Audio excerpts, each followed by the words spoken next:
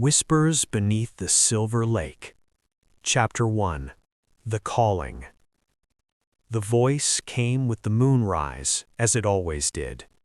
Prince Kael stood at the water's edge, boots sinking into the soft mud of the shoreline, and let the sound wash over him. It was not quite singing, not quite weeping, something between a lullaby and a dirge that made his chest ache with a longing he couldn't name. The palace guards had stopped following him here 3 moons ago. They knew better than to interfere with a man bent on drowning his grief. "Your Highness shouldn't be out here alone," his captain had said once, voice tight with concern. "The Silver Lake is cursed. Everyone knows the stories." Kael had laughed, bitter and sharp. "Good. Perhaps it will take me too." But the lake hadn't taken him. Not yet. Instead, it sang to him night after night in a voice that reminded him achingly of Alara, his sister, his twin, his other half, lost to the fever that had swept through the kingdom like wildfire 6 months past. The voice from the lake held the same crystalline clarity, the same ethereal quality that had made Alara's lullabies legendary throughout Varenthia. Tonight, the full moon hung heavy and silver above the water, so bright it seemed to pulse with its own heartbeat. The lake's surface rippled, though there was no wind, concentric circles spreading from some unseen center. The voice grew stronger, more insistent, pulling at something deep in Kael's marrow. "Come to me. Come to the water. Come home." "I'm not yours," Kael whispered, but even as he spoke, his feet carried him forward. The cold water lapped at his boots, soaking through the leather. He should turn back. He should return to the palace, to his duties, to the hollow crown that waited for him when his father finally succumbed to his own grief. Instead, he waded deeper. The water reached his knees, his thighs, shockingly cold even in the warmth of summer. The voice grew clearer now, resolving into words in a language he didn't know but somehow understood. An invitation, a plea, a warning. When the water reached his chest, she appeared. She rose from the lake like mist given form, water streaming from silver hair that floated around her as though she were still submerged. Her skin held a pale luminescence of moonlight on water, and her eyes, gods, her eyes were the deep, fathomless gray of the lake at twilight. She wore a gown of what looked like woven starlight and shadow, and when she moved, the water moved with her, as though she and the lake were one entity. She was the most beautiful thing Kael had ever seen. She was terrifying. "You came," she said, and her voice was everything. The whisper of waves, the crash of storms, the gentle lap of water against stone. "After all this time, someone finally came." Kael found his voice, though it emerged rough and uncertain. "Who are you?" "I am Nerileth." She drifted closer, and he could see that she wasn't quite solid. The moonlight passed through her in places, and where her feet should have touched the water, there was only more lake. "I am the guardian of the Silver Lake, its keeper, its prisoner."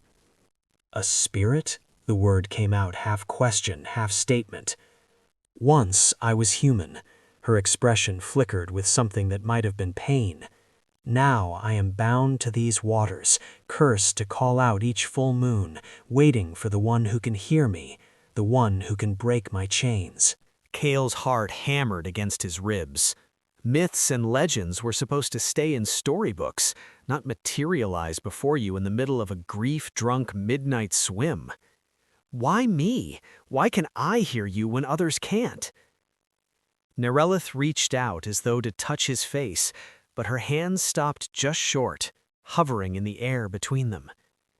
"Because you understand loss. Because your heart knows the weight of the water, the pull of the depths. Because you, like me, are drowning."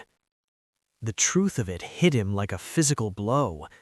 Yes, Yes, he was drowning, had been drowning since the day they'd lowered Ilara into the ground. The court functions, the state dinners, the endless parade of eligible noblewomen his mother insisted he meet, all of it was just motion, just going through the motions while his lungs filled with water and his vision dimmed. "What do you want from me?" he asked. "Hope," she said simply. "For 300 years I have called out to the world, and no one answered. No one could hear me through the curse's hold. But you heard, you came. Perhaps you are the one who can free me." "How?"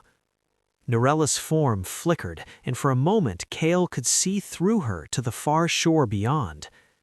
"There is a choice that must be made, a sacrifice, but I cannot speak of it yet. The curse binds my tongue until the time is right. All I can tell you is this: if you wish to help me, you must come to the lake, every full moon, at moonrise, until 3 moons have passed. Speak with me, learn my story, and when the 3rd moon rises, you will understand what must be done." "And if I don't come back?" Her smile was unutterably sad. "Then I will wait another 300 years for the next soul who can hear my call. Time means little to the cursed, Your Highness. We have nothing but time." The water around them began to glow, silver white and ethereal. Nerileth was already fading, drawn back down into the depths from which she'd emerged. "Wait!" Kael called out. "At least tell me this. How did you know I'm a prince?" Her voice came from everywhere and nowhere, already more lake than woman. "Because I was a princess once. I know the weight of a crown, even one not yet worn. Come back, Kael of Varanthea. Come back and hear my tale." And then she was gone, leaving only ripples in moonlight in a grieving prince standing chest-deep in cursed waters, feeling truly alive for the first time in months. Chapter 2: The First Moon. Kael told no one where he went when the next full moon rose. His mother, Queen Regent Isadora, was too consumed with managing the kingdom's affairs to notice his absences. His father, King Aldrich, barely left his chambers anymore, lost in a fog of grief and wine. The servants had learned not to ask questions, and the guards had given up trying to follow a prince who'd made it clear he wanted solitude. So when moonrise came, Kael slipped from the palace grounds and made his way through the silver birch forest that bordered the lake. The path was familiar now, worn smooth by his repeated journeys over the past month. His heart beat faster as the trees thinned and the water came into view, gleaming like hammered metal beneath the moon. Would she come? Had it all been some grief-induced hallucination, his mind conjuring phantom comfort in the shape of an impossible woman?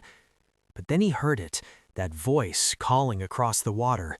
Not words yet, just that haunting melody that made his soul ache. He waded in without hesitation this time, the cold water a shock that felt like coming home. Nerileth rose to meet him, more solid this time, her form holding together better in the moonlight. She smiled when she saw him, and it transformed her face from beautiful to radiant. "You came back." "I said I would." "People say many things they don't mean." She circled him slowly, and he noticed that where she moved, the water seemed calmer, clearer. "Especially to spirits and cursed things, it's easier to promise the impossible to something you don't quite believe is real." "You're real," Kael said firmly. "Whatever else you are, you're real." Something flickered in her eyes, surprise perhaps, or gratitude. She settled into the water beside him, close enough that he could feel the cold radiating from her, though she never quite touched him. "Tell me your story," Kael said. "You said I had to learn it, so teach me. Who were you before the curse?" Nerileth was quiet for a long moment, her gaze distant, fixed on something only she could see. When she finally spoke, her voice carried the weight of centuries. "I was Princess Nerileth of the Northern Reaches, daughter of King Maevor the Just. 300 years ago, this lake was called something else, Lake Celestia, named for the goddess of stars. It was said to be blessed, that its waters could heal sickness and grant visions of the future. She paused, and Kael waited, letting the silence stretch. Grief had taught him patience. I was 17 when I met him. Lord Varen, they called him, a nobleman from across the sea, come to seek trade agreements with my father. He was handsome, charming, impossibly clever. He spoke of distant lands and stranger magics, and I, foolish, sheltered thing that I was, I fell in love. That doesn't sound foolish, Kael said gently. Nerileth laughed, but there was no humor in it. It was the height of foolishness, because I ignored every warning sign, the way he seemed too interested in our kingdom's magical artifacts, the way he asked strange questions about the lake and its properties, the way he disappeared for hours at a time and returned smelling of incense and blood. The water around them darkened, mirroring her mood. He was a sorcerer, a practitioner of the old forbidden magics, the kind that require sacrifice and pain, and he'd come to our kingdom for one reason, to steal the lake's power for himself. He needed a vessel, you see, someone with royal blood and an innocent heart, someone who would willingly give themselves to the water. Kael's chest tightened. You. Me, she confirmed. He courted me, spoke of love and marriage, painted dreams of a future together. And on the night of a full moon, he asked me to meet him here, at the lake's edge. He said he had a gift for me, something that would bind us together forever. She closed her eyes, and Kael saw her form waver, becoming more transparent. The gift was a ritual. He'd carved runes around the lakeshore, prepared an altar with my favorite flowers, made everything look like a romantic gesture, and I, blind with love, walked into his trap willingly. He bound me to the lake with words of power older than kingdoms, turned my royal blood into a chain, and used my willing sacrifice to anchor his spell. What happened to him? Kael asked, anger heating his words. Please tell me he suffered. Oh, he suffered, Nerileth said, and now there was dark satisfaction in her voice. The lake is no passive thing to be claimed. It has its own will, its own power. When Varen tried to take that power for himself, the lake took him instead. It dragged him down into the depths and held him there, drowning him over and over for a full day and night while he screamed. When it finally released his body to the surface, there was nothing left but an empty husk. Good, Kael said viciously. But the curse remained. I was bound to the water, transformed into its guardian. The lake's magic flows through me now, and I through it. I cannot leave, I cannot die, I cannot even truly touch the shore. I'm permitted only to rise when the moon is full, to call out in hopes that someone, someday, might hear me and know how to break the spell. 300 years, Kael breathed. You've been trapped here for 300 years. Time moves differently for spirits. Some days feel like centuries, some centuries feel like days. But yes, 300 years of watching the world change from beneath the water. 300 years of loneliness. Kael thought of his own 6 months of grief and felt ashamed of his self-pity. What was half a year of loss compared to 3 centuries of imprisonment? There has to be a way to free you, Kael said. Magic that can be worked can be unworked. Curses can be broken. Perhaps, but every curse has a price, and I fear... She stopped abruptly, her form flickering. The moon wanes. I must return to the depths. Will you come back when the moon is full again? Yes, Kael said without hesitation. I'll come back, I promise. She smiled, sad and sweet, and began to sink back into the water. Then I will wait for you, Kael of Varenthia. I will count the days." As she disappeared beneath the surface, Kael realized something that should have terrified him, but didn't. He was counting the days too. Chapter 3: The Second Moon. The month between moons crawled with agonizing slowness. Kael threw himself into his princely duties with unprecedented vigor, anything to make the time pass faster. He attended council meetings, reviewed trade agreements, even agreed to dance with the insufferable Lady Celeste at his mother's insistence, but all of it felt hollow, like a play he was performing rather than a life he was living. Only the thought of Nerileth waiting beneath the silver water felt real. He found himself at the palace library during his spare hours, poring over ancient texts about curses and magical bindings. Most of it was nonsense, superstitious drivel written by monks who'd never seen real magic. But occasionally he'd find something useful, a mention of sacrificial rituals, a diagram of binding runes, a cautionary tale about sorcerers who tried to steal power from sacred places. "What are you researching, Your Highness?" the court scholar asked one afternoon, peering at Kael's stack of books with undisguised curiosity. "Just history," Kael said vaguely, "the old stories about Lake Celestia." The scholar's expression grew somber. "Ah, yes, the Silver Lake, as it's called now. A tragic tale, that one. They say a princess drowned there centuries ago, and the lake's been cursed ever since. Fishermen avoid it, livestock won't drink from it. Sometimes people claim to hear singing on nights when the moon is full." Kael's pulse quickened. What else do the stories say?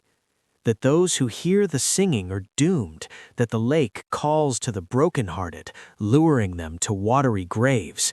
The scholar shook his head. Superstitious nonsense, of course, though I will say the lake does seem to have a usually high number of drownings, considering how calm its waters typically are. After the scholar left, Kael sat in the library until the candles burned low, turning over this new information. How many people had heard Nerileth's call over the centuries? How many had come to the water's edge only to be unable to help her? Or worse, had some of them drowned trying? The thought made his blood run cold. He thought of his first night at the lake, how the water had felt almost alive around him, how easy it would have been to keep wading deeper and deeper until the surface closed over his head. Would the lake have let him go if Nerileth hadn't appeared? When the full moon finally rose, Kael was waiting at the lake's edge before the sun had fully set. The water looked different tonight, darker, more agitated, small waves lapping at the shore despite the windless evening. The air felt charged, electric, like the moment before a storm breaks. Nerileth appeared at moonrise, but something was wrong.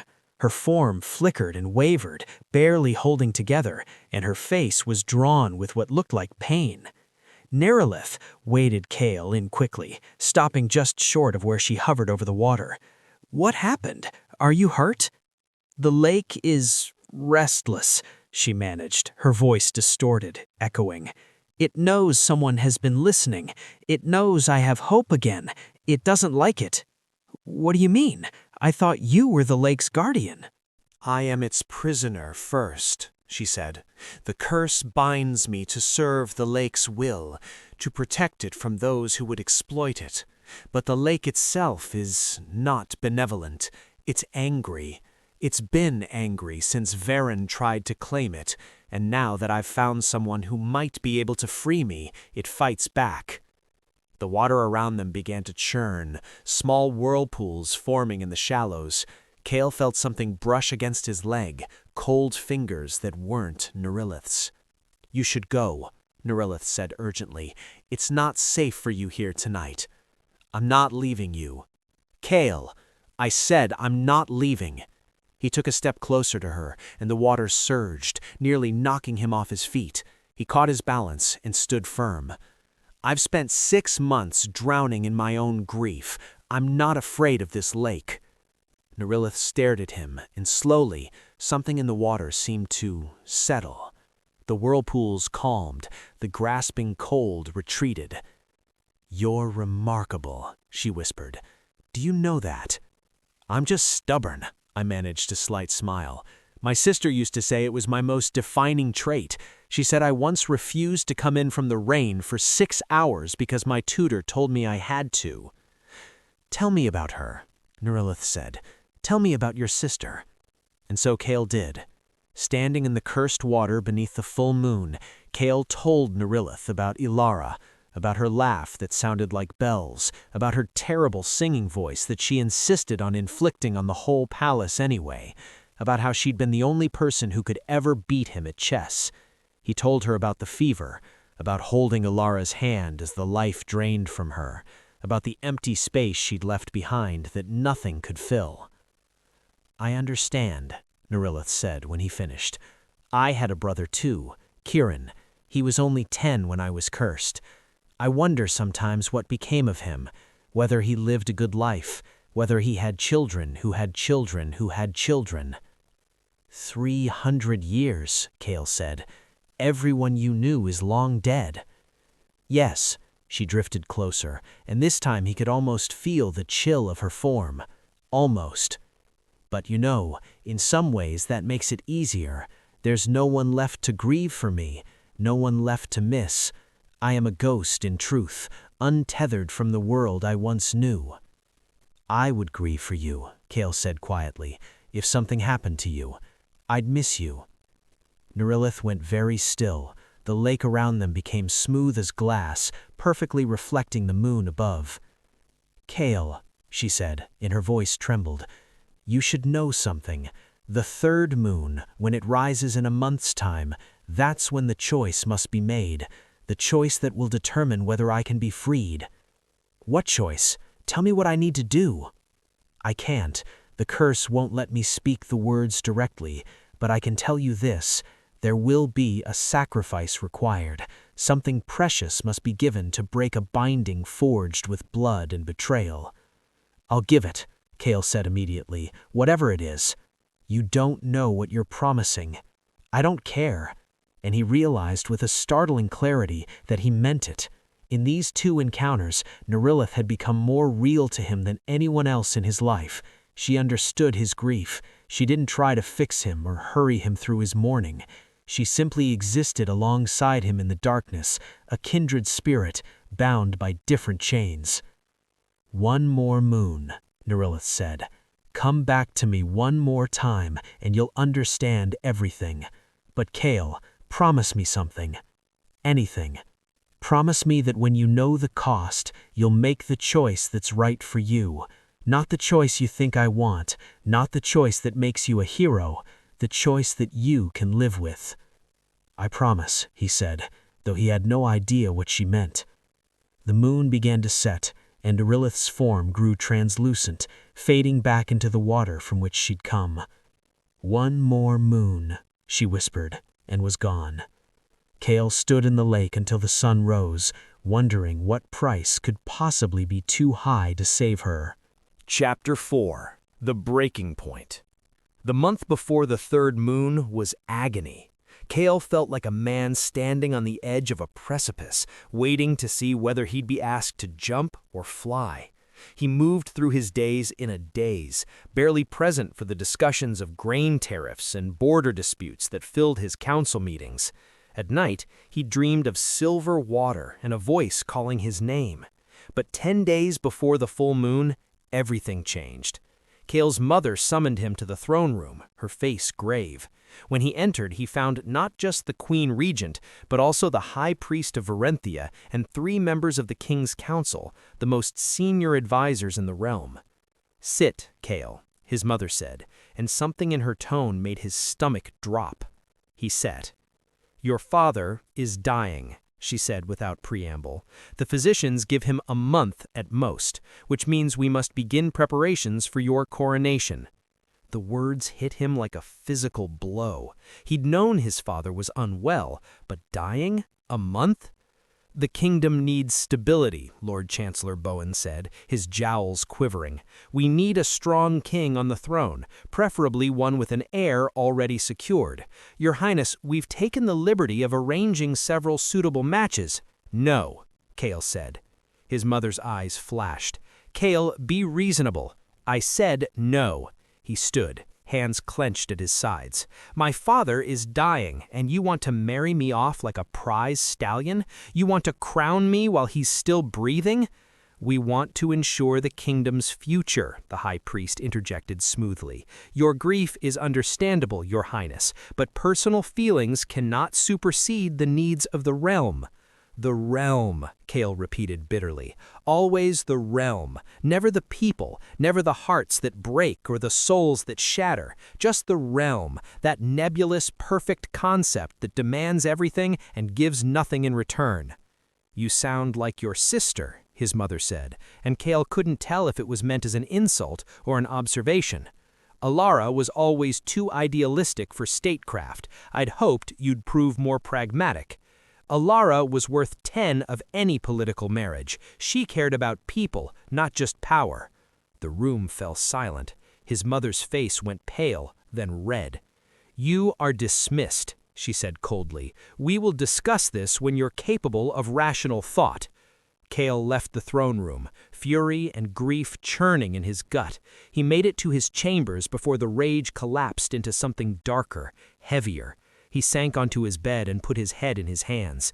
They wanted to crown him, marry him to some stranger for political gain, turn him into the same type of hollow monarch his father had become, too consumed with duty to feel, too responsible to break. And the cruelest part? They were right.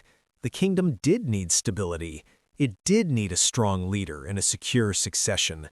Kael had been raised on these principles his entire life. He knew his duty, but knowing it and accepting it were two very different things. That night, though the moon was only a crescent sliver in the sky, Kael went to the lake. He didn't expect Nerileth to appear. She'd been clear that she could only rise when the moon was full, but he needed to be near the water, near the one place that felt like truth instead of obligation. He sat on the shore, boots off, feet dangling in the cold water, and watched the stars reflect on the surface. I don't know what to do, he said to the empty air. They want me to be king. They want me to marry some woman I've never met and produce heirs and forget that I'm a person with a heart that still bleeds. And the worst part is, I know they're right. The kingdom does need those things. But His voice broke. I just want to be free, he whispered. Just once, I want to make a choice that's mine alone, not for the kingdom, not for duty, just for me. The water rippled, and Kael's breath caught. It was impossible. The moon wasn't full, she couldn't appear, but he could have sworn he felt something brush against his ankle, a touch like cool silk, a comfort that felt like understanding. The water whispered, too soft for words, but loud enough to mean something. I know, I know, I know. Kael sat by the lake until dawn, and when he finally returned to the palace, something in him had shifted, hardened, decided. When the full moon rose, he would make his choice, and for once in his life, it would be the choice his heart demanded, not the one duty prescribed, whatever the cost. Chapter 5. The Third Moon. The night of the third full moon arrived with gathering storm clouds. Kael slipped from the palace in the late afternoon, unable to wait for moonrise. He needed to be at the lake, needed to feel the water and know that Nerileth was real, that this wasn't all some elaborate grief dream his mind had conjured. His father had fallen into a coma 2 days prior. The physicians said it was only a matter of time now, hours, perhaps days at most.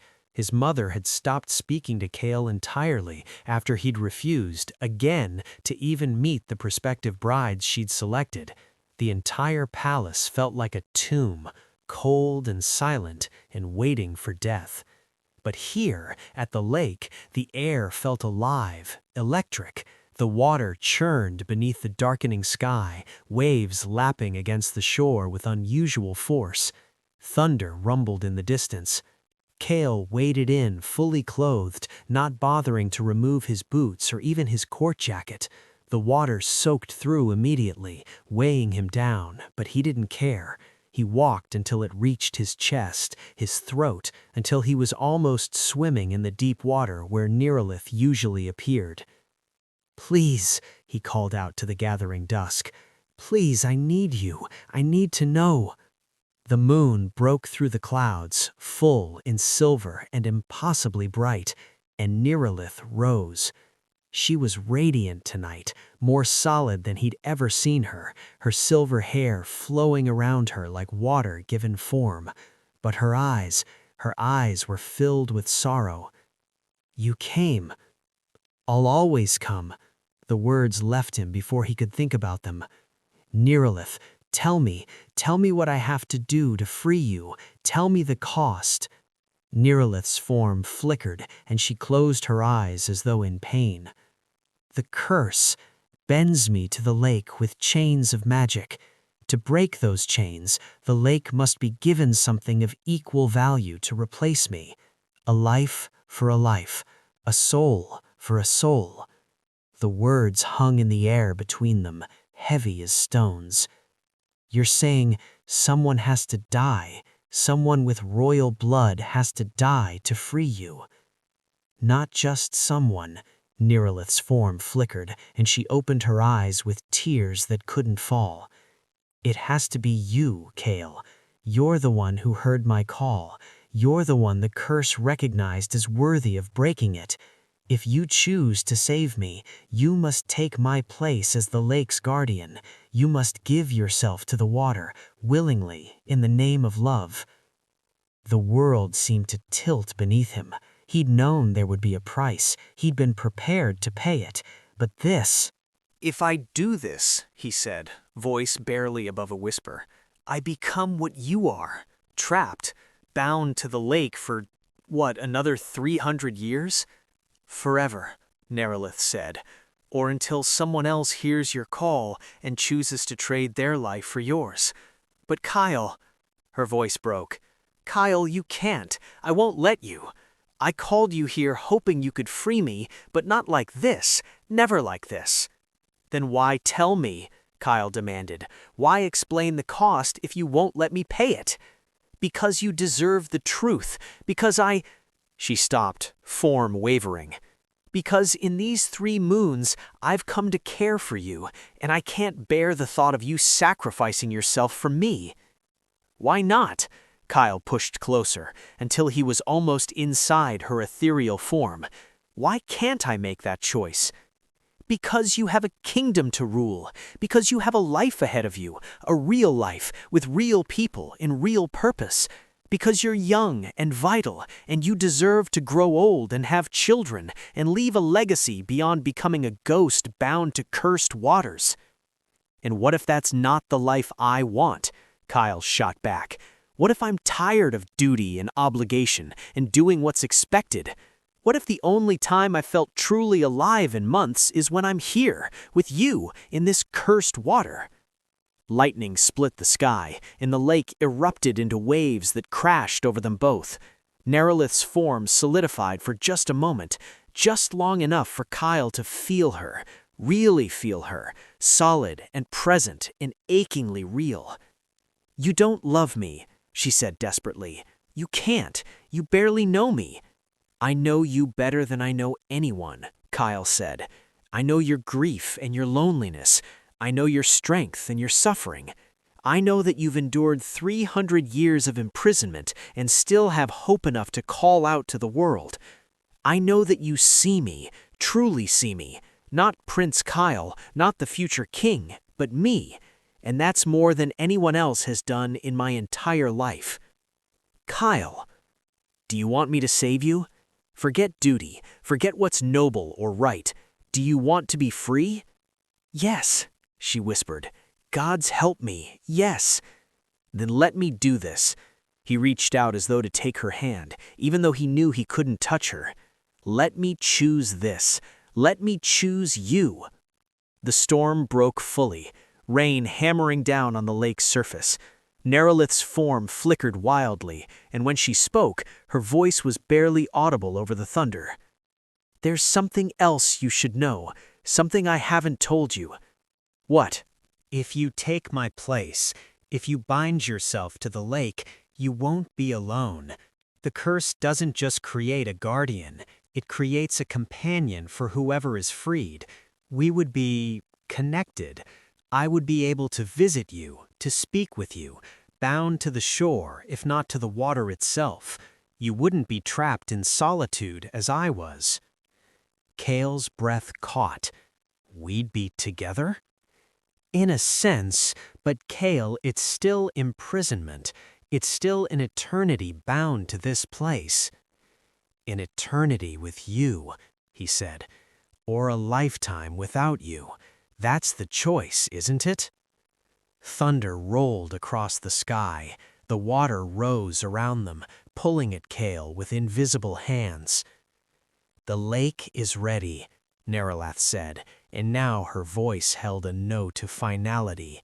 "It's waited 300 years for this moment. If you're going to make this choice, you must make it now. Speak the words of binding. Give yourself to the water willingly, and I will be free."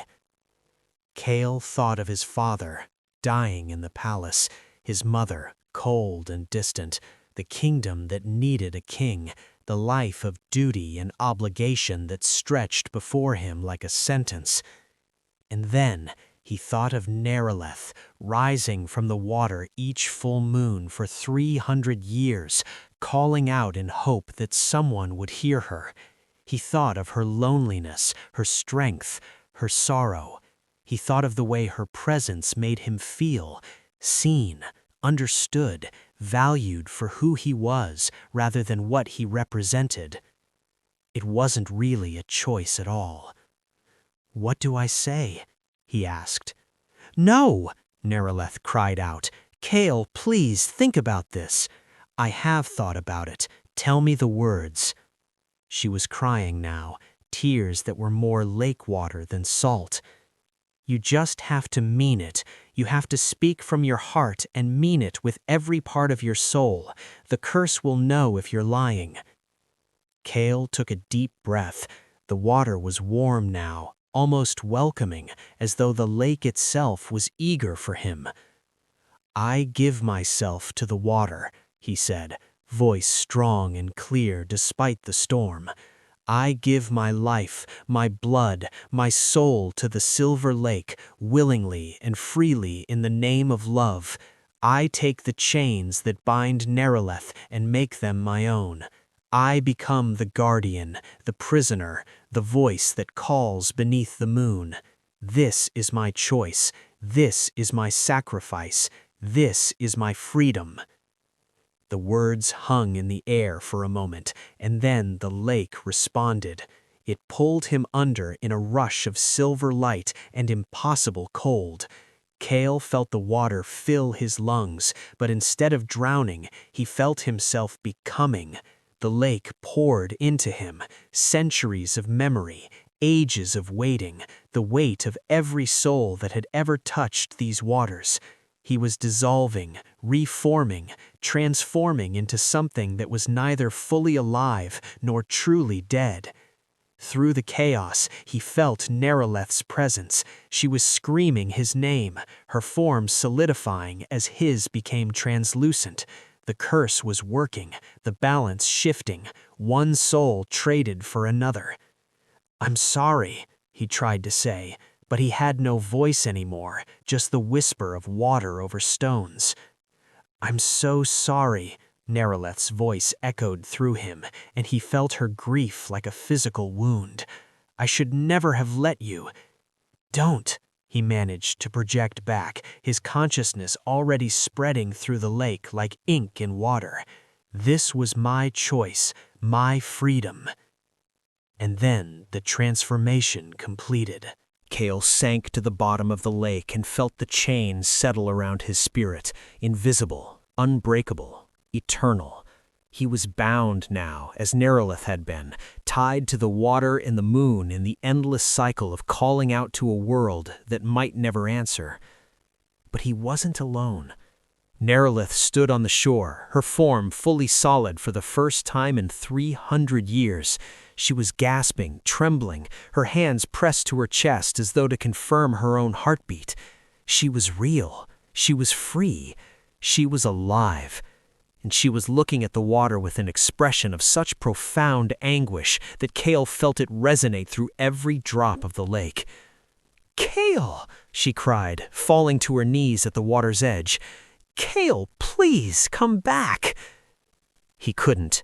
He was the lake now, or the lake was him. It was hard to tell where one ended and the other began. But he could rise, just a little, could form himself into something almost visible beneath the surface. "I'm here," he said, and his voice was the lap of waves against the shore. "I'm still here." "This is wrong," sobbed Nerileth, tears streaming down her face, real tears now, not lake water. "You shouldn't have. I never wanted—" "I know," Kael said gently, "but I did want it. I chose this, Nerileth. I chose you." She pressed her hand to the water, and Kael felt it like a touch against his very soul. For a moment they were connected, her warmth in his cold, her freedom in his binding, her grief and his peace. Because that's what surprised him most. Despite everything, despite the chains and the curse and the eternity stretching before him, Kael felt peaceful. For the first time since Alara died, the crushing weight of grief had lifted.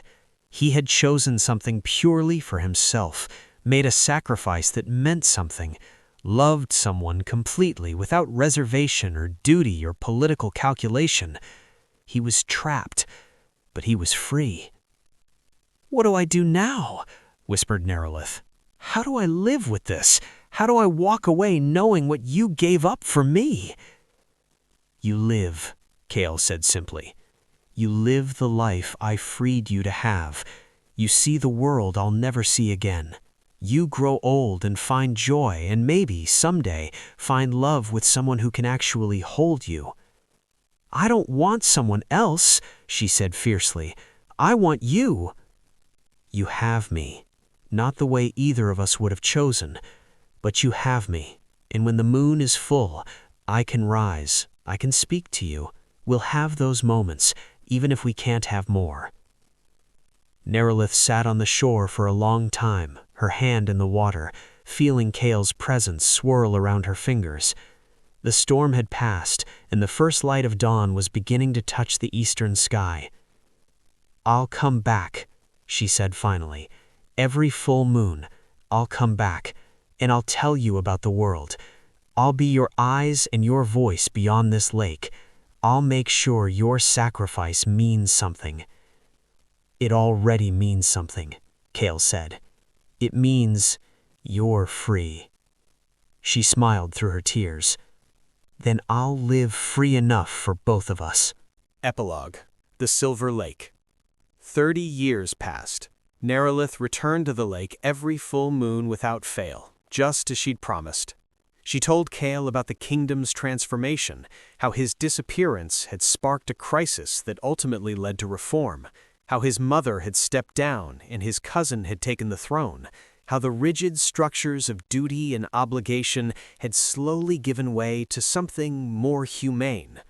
She told him about her travels, the distant lands she'd visited, the mountains she'd climbed, the seas she'd crossed. She told him about the people she'd met, the friendships she'd formed, the quiet lives she'd built in a small village by the coast where no one knew she'd once been a cursed princess. And she told him about Marcus, the gentle blacksmith who'd courted her patiently for 5 years before she'd finally agreed to marry him. She'd been terrified to tell Kael about Marcus, afraid it would hurt him, but Kael had been genuinely happy for her. "Love him," he'd said, his voice the whisper of wind across water. "Love him with the heart I freed you to have. That's all I ever wanted." Now, on this particular full moon, Nerileth came to the lake with her daughter. The girl was 7 years old, with her mother's silver hair and her father's dark eyes. She held Nerileth's hand tightly as they approached the shore, a little frightened but curious. "Is he really here, Mama?" the girl asked. "The prince in the water?" "He's here, Lisa," Nerileth said softly. "He's always here."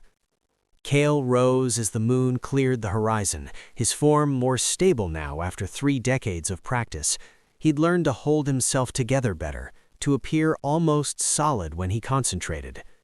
"Hello, little one," he said, and his voice was warm despite coming from cold water. "You must be Lisa. Your mother has told me so much about you." Lisa's eyes went wide. "You can talk?" "I can indeed, and I hear you're quite the artist. Your mother says you painted a picture of a dragon last week." The girl brightened immediately, launching into an enthusiastic description of her painting, while Nerileth watched with tears in her eyes. This is what Kael had given her, not just freedom, but a life, a real life, with a husband and a daughter and a future that stretched ahead bright and unbounded. When Lisa finally ran out of words, Nerileth sent her to play by the trees at the forest's edge, close enough to be safe, but far enough for privacy. "She's beautiful, Nerileth. You did well. I wish you could have seen her grow up properly, held her, walked with us. I see her through your eyes. That's enough." They sat in comfortable silence for a while, Nerileth with her feet in the water, Kael's presence swirling around her like a gentle current. "Do you regret it, even a little?" Kael was quiet for a long moment, and when he spoke, his voice carried the weight of 3 decades of reflection. "Sometimes," he admitted. "Sometimes I wish I could feel the sun on my face, or taste food, or hold a real conversation with someone other than you. But regret? No. I chose love over duty, connection over obligation, meaning over empty ritual. And I got to watch you live, Nerileth. I got to see you become who you were always meant to be. That's worth more than any life I would have lived as king." "I love you," Nerileth said, as she'd said every full moon for 30 years. "I will always love you." "I know," Kael said. "I love you too. In all the ways I can, from all the depths of this lake, I love you." The moon climbed higher, and Lisa returned, chattering about the interesting rocks she'd found. Kael listened and laughed and asked questions, playing the role of beloved uncle to this child who represented everything he'd sacrificed and everything he'd saved. When dawn began to approach and his form started to fade, Lisa hugged her mother tight and said, "Can we come back next month?" "Of course," Nerileth said. "Good. I like the prince in the water. He's nice." After they left, Kael sank back down to the depths, settling into the peaceful darkness that had become his home. The curse still bound him, the chains still held. He was still trapped, still waiting, still calling out each full moon to a world that rarely listened. But he wasn't lonely anymore, and somewhere above him, Nerileth walked free beneath the sun, living the life he'd bought for her with his willing sacrifice, living proof that love, real love, the kind that gave everything and asked nothing in return, could break any curse, even if it forged new chains in the process. The lake whispers still when the moon is full. Listen closely and you might hear it, the voice of a prince who chose love over duty, freedom over obligation, meaning over power. He calls out not in sorrow, but in hope, not to lure the lost to their doom, but to remind the living that some sacrifices are worth making, that some chains are chosen, that some prisons are built from love, and that sometimes the greatest freedom comes from giving everything away. The end.